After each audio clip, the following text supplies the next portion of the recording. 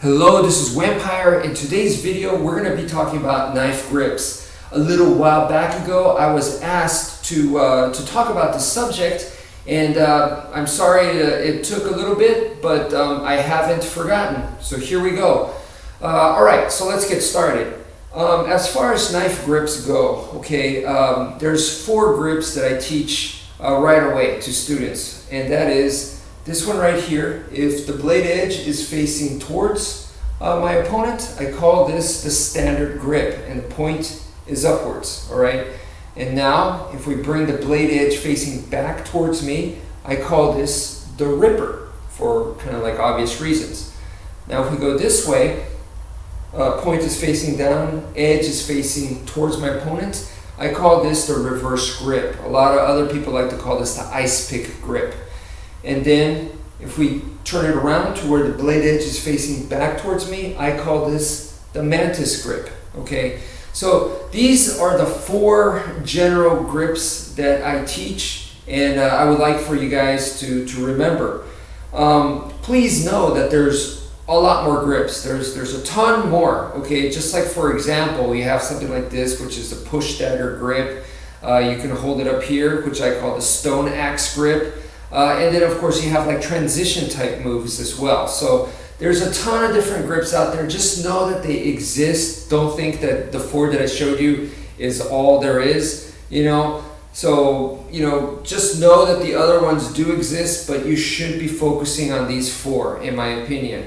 Now, I believe that the question that I was asked was regarding like, okay, so what happens when your thumb's up here, if your pointer finger's over here, or if you're holding it more like this as opposed to like this, and to me, all of that is like still like a variation of the standard grip. So to me, the standard grip is, as long as the edge is kind of like pointing that way, away from me, and the point is upwards in the general up direction, then that's the standard grip. Whether it's like this, with here, or you decide to hold it more with the top 2, and then the bottom 3 are kind of loose, the bottom 3 fingers are kind of loose here, or the reverse, where you're holding it more with the bottom 3 and the top 2 are kind of loose.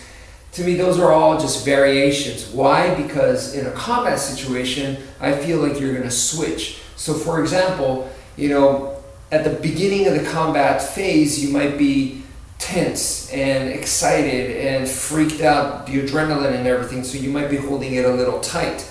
Now during the course of battle, you might start to get more technical, or you might start to see some opportunities and stuff. And you might want to focus more on a slash, and when you do, the thumb may come up here and help you focus more on that slashing type movement.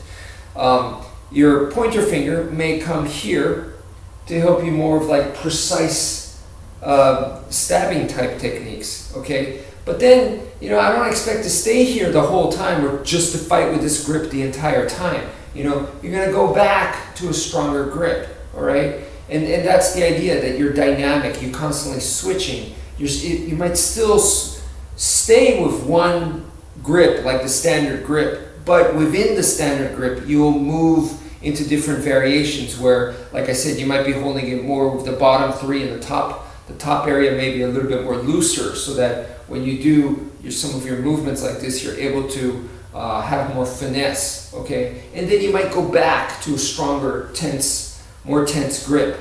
And then there are other times where you might be trying to relax a little bit more. So then you might be holding it with your thumb and your pointer finger, and then the rest is a little bit more relaxed, okay?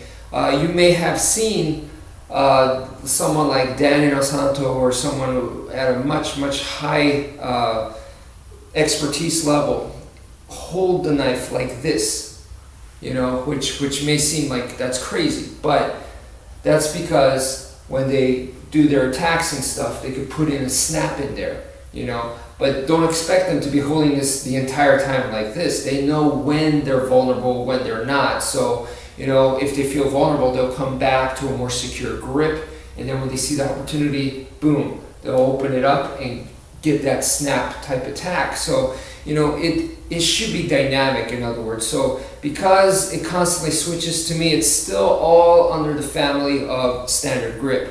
And then just the same, the other grips that I showed you also have those kinds of variations. So that's the way that I like to treat it.